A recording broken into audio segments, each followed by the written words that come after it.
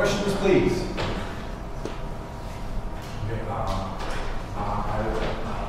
want to ask about how you see the relation between the fact that in modern society, I think people don't have much to fear of, like the real fear that they would be like cancelled or they would die, and why they still have this, like fears and anxiety. Is it related to that study that you were talking about? You also mentioned that people are maybe feared, so they balance they don't want to lose or the big lose is not now the death or something like final, but it moved now something not that maybe something happens which is not that bad, but because of the evolution and the modern society, it's perceived like something so bad that we have to feel for it. But objectively, it's not that bad. It's just the modern society. Okay. Well, the thing that I didn't mention in my talk, but which was highly relevant and which really comes into its own with your question is you've got a different theory which was developed by Nick Norris and Ronald Inglehart, which is supposed to explain why you have secularization. Here we are, one of the most secularized societies in the world. Why you get secularization? And the theory is called existential security hypothesis. The basic idea is that what drives not just ritual, but in fact supernatural beliefs and religion is living in conditions where you do not feel secure in the sense that you are worried that something bad might happen to you, your life might fall apart, your kids might die, you might not have enough money to support them, etc., etc., etc., etc. So, what Norris and Inglehart are saying is that when you have, in fact, social welfare, a welfare state that guarantees that if you are unable to work, you have employment, if you get sick, you go to hospital and you do not have to go bankrupt to get proper treatment. But these things, in the long term, undermine the psychological basis for supernatural beliefs. Now, notice that this works very nicely. And in fact, there's quite nice evidence showing that there's a connection here. But it doesn't gel at all well with the notion that we're living in particularly stressful times. Right? Because if these times are supposed to be so stressful, we should be, according to that hypothesis, more religious rather than less religious, right? So I think the evidence is much better for the secularization thesis for the existential security hypothesis than for this particular explanation of what is supposed to be the function of ritual. Right? Which is why also I was skeptical. Okay? I didn't bring that in, but I think that helps with your question. Yeah. Okay? I think fundamentally, this is me suspecting. This is not me having evidence. My suspicion is that here we are living in 21st century in what are essentially really very comfortable circumstances compared to circumstances that human beings have ever lived in.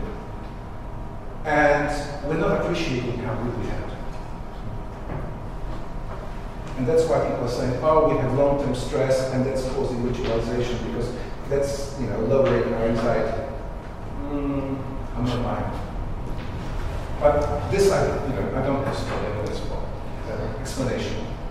And also, if that would be the case, then Poland would be a much stressful place to live compared to Czech, for instance. Well, okay, here's the interesting thing, right? Because clearly, ritualized behavior, rituals, magic, superstition, religion, all of these things are connected.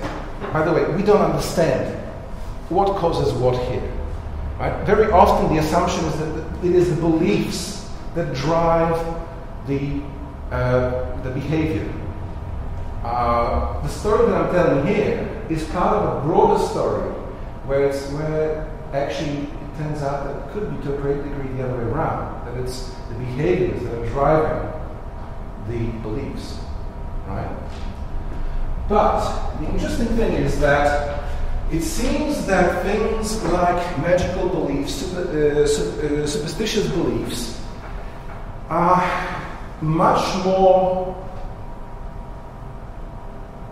quick to change with differing levels of environmental stress, environmental threat. So, for example, there's a really interesting study of Germany in the period between the two world wars, where the economic situation in Germany just varied enormously.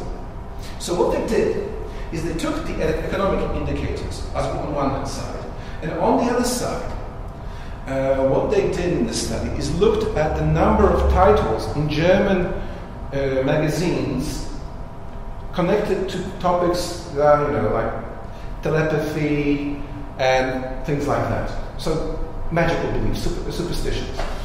And they found a very nice correlation where the moment the economic situation got worse, the number of these mentions were higher. In fact, to show the direction of the causal error here, the correlation gets even better if you look at the economic situation one year and the number of these articles the year after. Right? But with religion, you appear to have a slightly different situation, because there's, I think, again, pretty good evidence that secularization is really a process which is cohort-based. There seems to be good evidence drawing on a European Values Survey that if you look at a given cohort in any country, their level of religiosity is pretty much set when they're 18 years old. So it's not as subject to change by environmental factors after that. But, of course, that is set by the environmental factors when they are teenagers, essentially. Economic factors, social factors, right? So you've got a different situation here. As I say, this seems to be a fairly good thing, but it's not sufficiently studied. There needs to be a lot of work done here. I'm hoping to make some contribution to it myself, obviously. Well, thank you very much for this presentation. Would you mind me asking if you think that there are scenarios? When we discuss rituals, oftentimes we think about aversing something that can be harmful to us. So basically keeping our benefits. Mm-hmm. Do you think that if we turn scenario the other way around, we can gain something? Because in your game, you were gaining points, whereas in real life you try to not lose points. Do you think that if your scenario was playing in all the possibilities, you get good results? Thank you. Yes, absolutely. This is one of the things we want to do. Right? At the moment, you have the possibility of gaining points. But we know people are risk averse, right? So you're going to get potentially much stronger effect if you start off with 50 points and you start losing them. And just imagine the poor buggers now again in the 0% condition, right? Every time, whatever they do, they lose a point. They'll be so bloody frustrated. Yeah, absolutely. I think you're going to get stronger effects. We haven't run this study yet, but it's definitely one of the things you do. Yes? I have two questions. The first one is about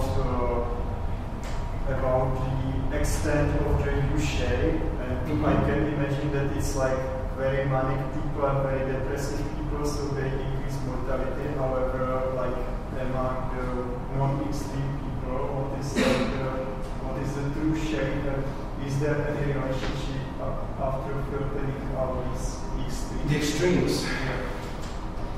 Sorry, I can't tell you. You'd have to look at the study. Yeah. Because then maybe it doesn't matter at all if you move like 3 points to the left or right after it. Well, that's definitely possible. The worry that I have is that this is a population-wide study rather than looking at an individual, right? So you're going to be seeing things on a very different level here, and you might be missing things. Also, it's purely correlational, right? Perhaps the people who are very, very anxious are very, very anxious because they have cancer and they're about to die, right? And I don't remember if they took those kinds of things into condition. So I have to go back and reread that out. Yes, definitely. And then I would like to ask, how is anxiety measured in this, like after rituals? Is it like self-reported level of anxiety, or is there some physiological measure? It depends on the study. You've got self-reporting, you've got physiological indicators also. Because I can imagine that like self-reported anxiety decrease. However, there's a wonderful study with this, right?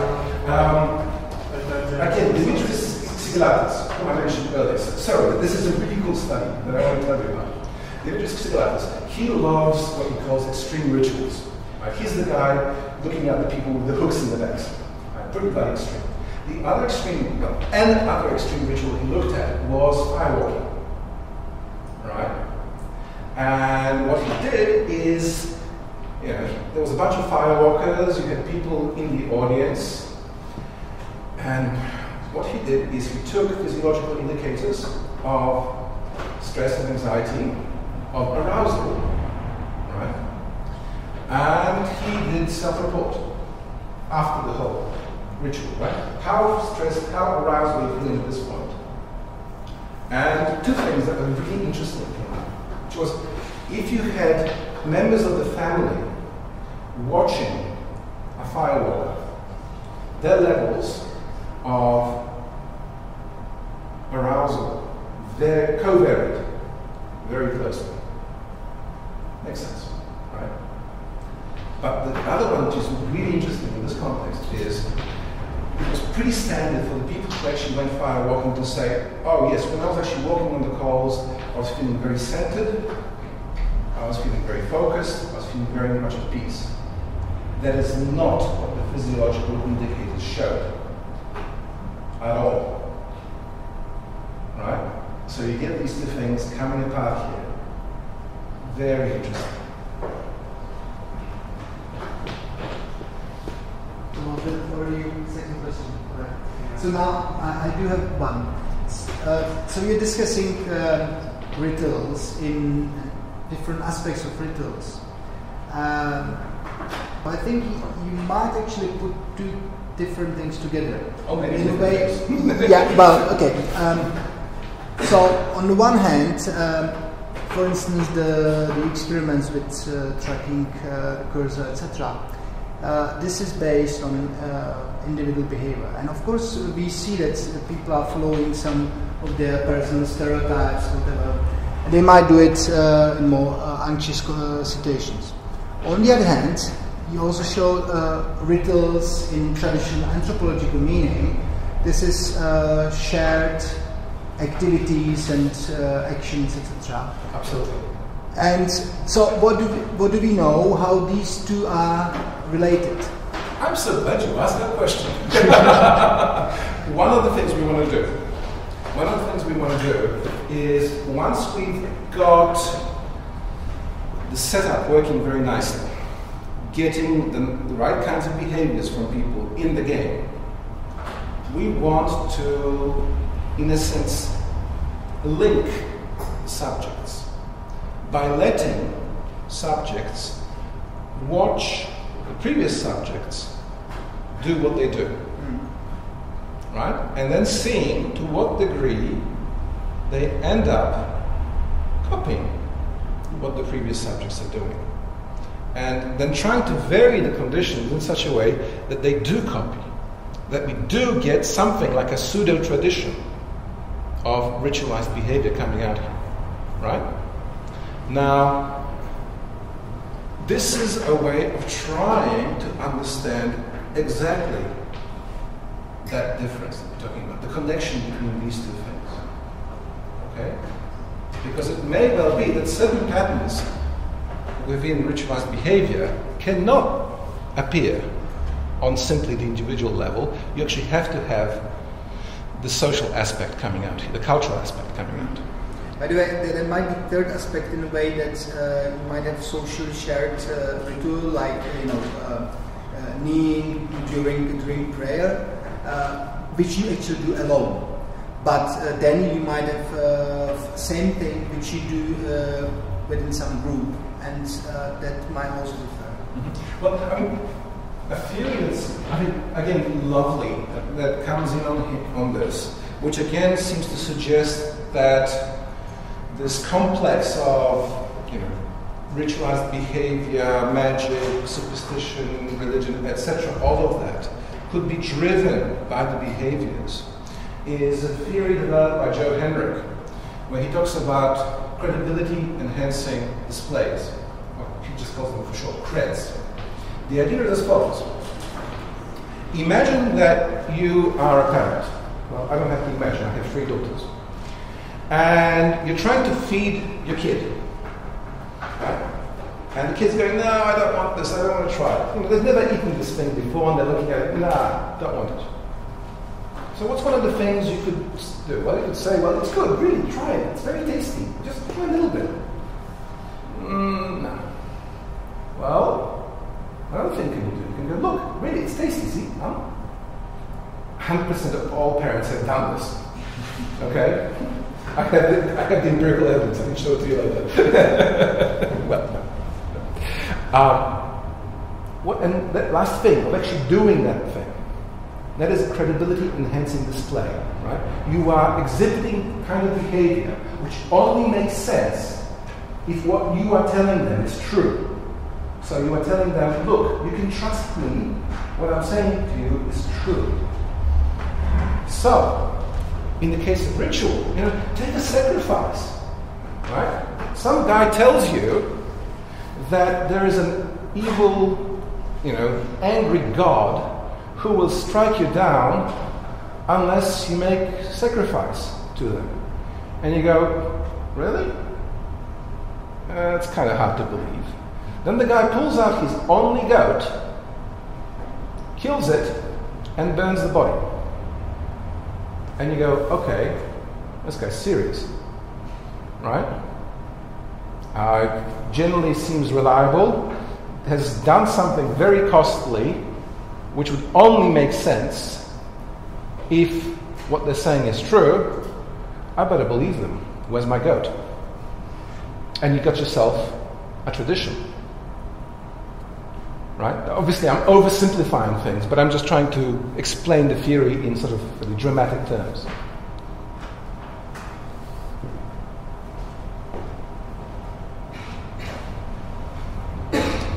Some more questions?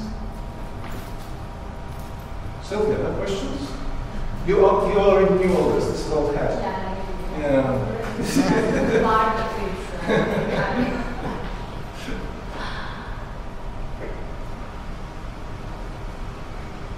Okay, so if there is no more questions, we can move to pub then.